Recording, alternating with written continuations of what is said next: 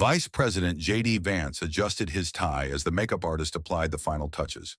The bright studio lights beamed down, illuminating every feature of his face. In just moments, he would be seated across from Marcus Bennett, one of the most formidable interviewers in American media, and a man known for his unforgiving approach toward conservative politicians. Vance knew the stakes were high. As the newly inaugurated vice president, this would be his first major television appearance since taking the oath of office, and Bennett had a reputation for turning such occasions into ambushes. Like, comment, and subscribe to our channel for more compelling stories like this one. Don't miss out on future content that explores the power of conviction and standing firm in your beliefs. 2 minutes, Mr. Vice President, a production assistant called out, clipboard in hand. Vance nodded, taking a deep breath.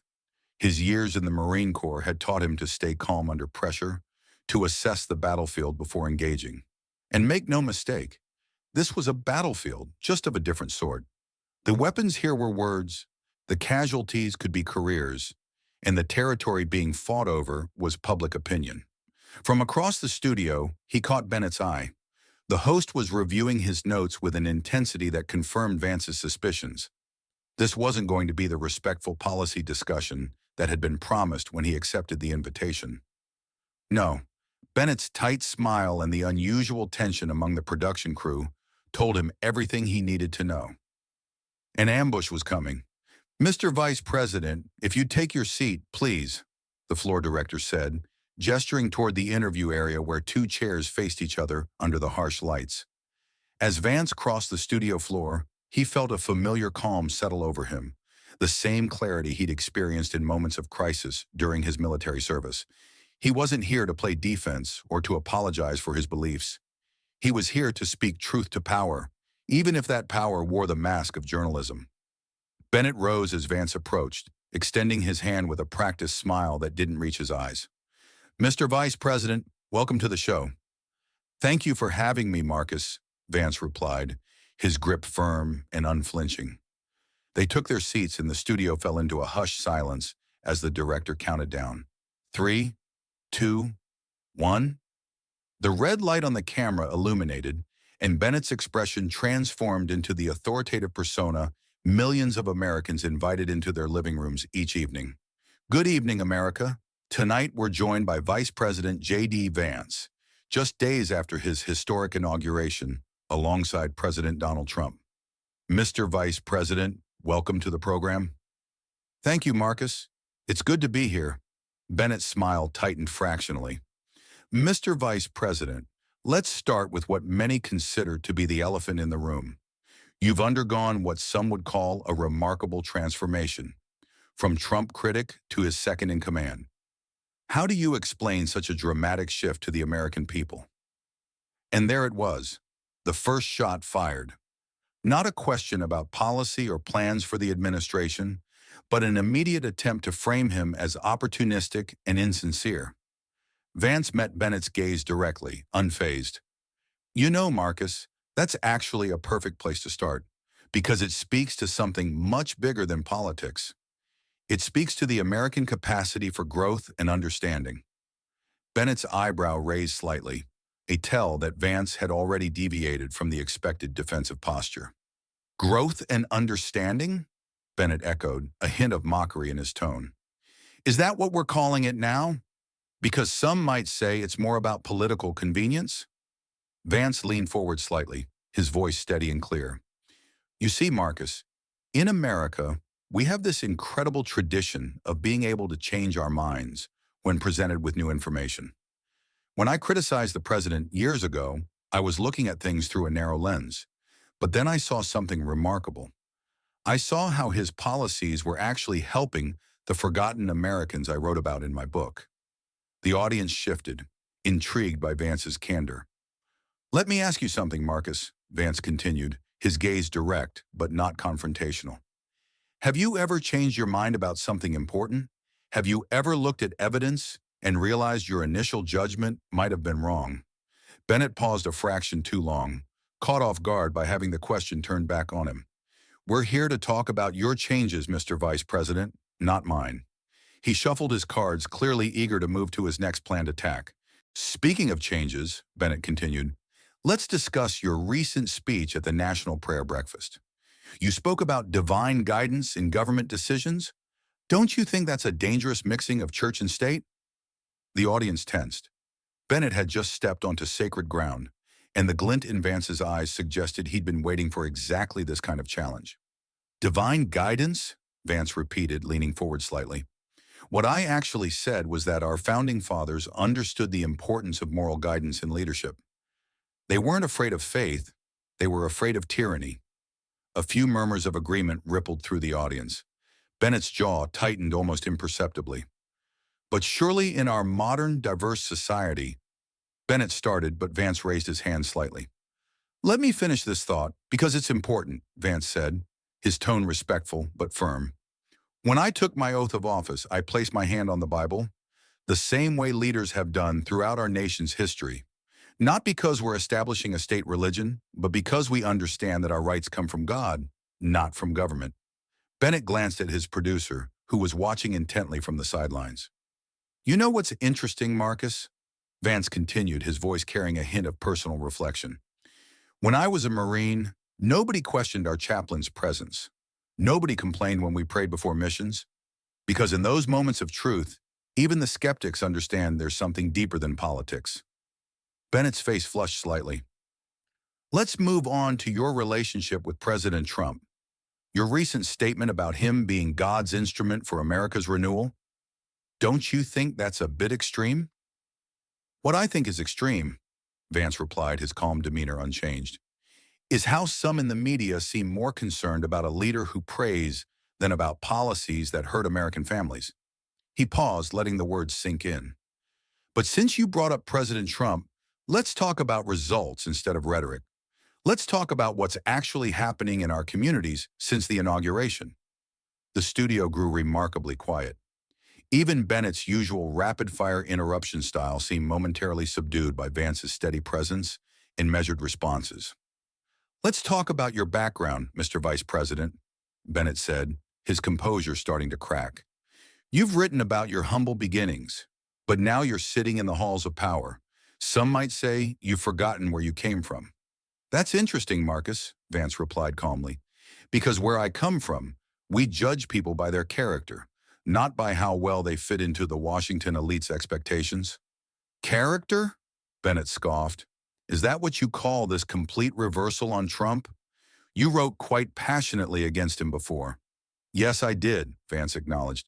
And you know what takes more character? Admitting when you're wrong, standing up for what you believe in, even when people like yourself try to twist it into something else. The audience murmured in agreement.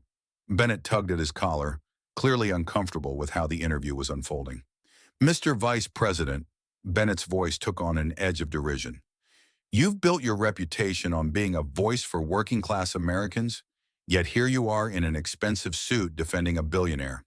Don't you see the irony? The temperature in the room seemed to drop 10 degrees. Several audience members shifted uncomfortably, but Vance's expression didn't change. If anything, a slight smile played at the corners of his mouth. You know what I see, Marcus? I see someone who thinks an expensive suit can change a man's values. Vance touched his heart. Let me tell you something. These values, the ones I learned from my grandmother in Middletown, Ohio, they don't change with your ZIP code or your job title. Bennett's eyes narrowed.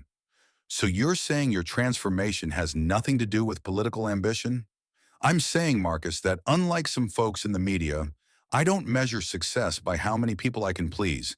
I measure it by whether I'm staying true to the principles I was raised with. Bennett shifted uncomfortably in his chair. So you're saying we should just ignore your past criticisms? That we should accept that you're now Trump's new... He paused for effect. Puppet? The word hung in the air like a thrown gauntlet.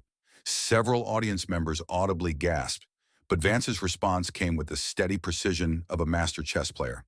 You know, Marcus, that word, it reveals more about you than it does about me. Vance's voice remained measured, but carried an undercurrent of steel. In your world, maybe having strong loyalty to someone you respect is something to mock, but let me tell you what I learned as a Marine. He leaned forward slightly. When you're in combat, you learn to judge a person's character by their actions, not by what the media says about them. I've seen President Trump's character firsthand, not the caricature that you and your colleagues have created. The audience erupted in applause. Bennett tried to interrupt, but Vance continued. You call it being a puppet. I call it recognizing true leadership when I see it. And yes, I'm proud to serve alongside President Trump. But surely, Bennett pressed, his voice dripping with sarcasm, a man of your intellectual background must see the contradiction in supporting someone you once criticized. There you go again, Marcus, Vance replied calmly.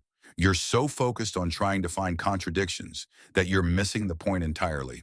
The real contradiction would be ignoring what I've seen with my own eyes just to please critics like yourself. The applause was now thunderous.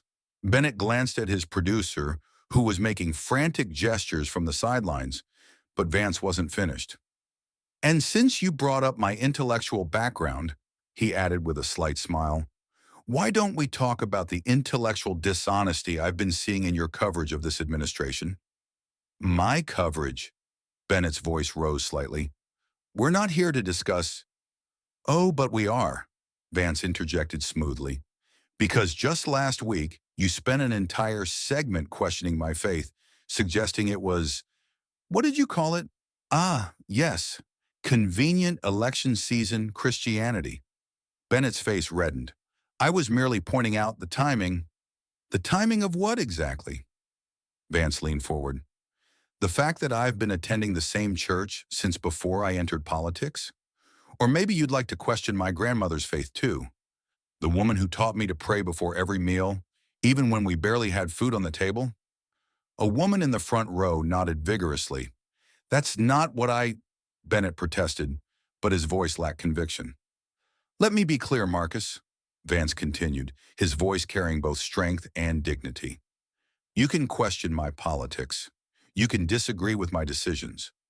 But when you start suggesting that my faith is some kind of political prop, you're not just attacking me, you're attacking every American who holds their faith dear to their heart. Bennett glanced at his notes, clearly searching for safer ground. Let's talk about your recent statements. Yes, let's talk about statements, Vance agreed. Like your statement last month suggesting that anyone who supports traditional values is, and I quote, living in the past.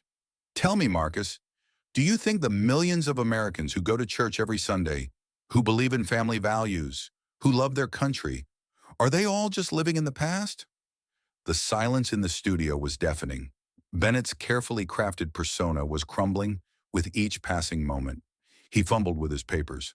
Mr. Vice President, you're trying to turn this interview around. No, Marcus, I'm trying to have an honest conversation about the contempt you and your colleagues seem to have for regular Americans. Vance's tone remained steady. You invited me here thinking you could shame me for my beliefs, my background, my support for the president. But let's talk about what really bothers you. The studio grew quiet, captivated by the vice president's words. It bothers you that someone can come from where I came from and not subscribe to your worldview. It bothers you that I can be educated at Yale Law School and still believe in traditional values. Most of all, it bothers you that I can see through the game you're playing. Bennett attempted to regain control. Your accusations are... They're not accusations, Marcus. Vance's expression hardened for the first time. They're observations, like how you rolled your eyes when I mentioned prayer earlier, or how you mockingly referred to my hometown as Trump country in your show last week. The rebuke hit like a thunderclap. The audience sat in stunned silence. You see, this isn't about politics, Vance continued, his voice firm but controlled. This is about respect. Respect for faith. Respect for traditional values. Respect for the millions of Americans who don't need your approval to love their country or support their president. Bennett's face had lost all color. He glanced at his producer again, who was now watching the exchange with a mix of concern and fascination. The interview had clearly veered far from their planned ambush. Perhaps we should move on to... Bennett began, checking his watch. Checking the time already? Vance noted with a slight smile. I noticed you've been doing that ever since we started talking about faith and values. Uncomfortable territory for you, Marcus? The audience chuckled. Bennett's discomfort was now plainly visible. For someone who prides himself on hard-hitting journalism, Vance continued, you seem remarkably eager to change the subject when the conversation doesn't go your way. Bennett tried one last attack. Is this the same kind of deflection you used when you switched from criticizing Trump to praising him? There you go again, Vance replied calmly. You keep coming back to that, don't you? Let me ask you something, Marcus. Have you ever changed your mind about someone after getting to know them personally? After seeing their true character instead of relying on media narratives? An elderly woman in the audience called out, Tell him, Mr. Vice President.